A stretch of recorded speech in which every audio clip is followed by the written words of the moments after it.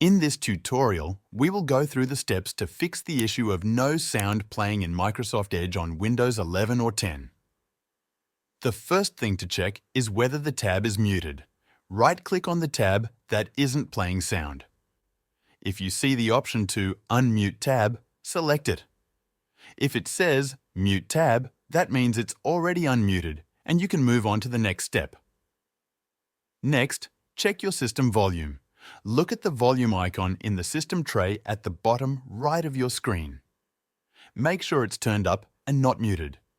You can also check volume settings in Windows by opening the Start menu and typing Settings.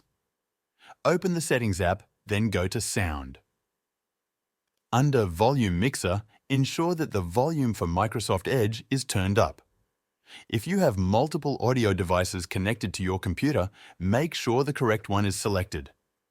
In the Sound settings, under Choose Where to Play Sound, select the right output device. If the selected device is set to Don't Allow, change it to Allow so it can play audio. You can also try unplugging and replugging your audio device to see if that resolves the issue. If the issue persists, try running the built-in Windows Troubleshooter. Open the Settings app and use the search bar to find Troubleshoot Settings. Click on Other Troubleshooters and locate the Playing Audio option. Click Run and follow any instructions provided by the troubleshooter.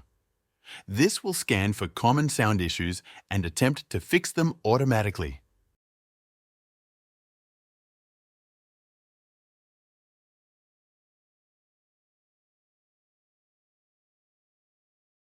Another setting to check is under Privacy and Security.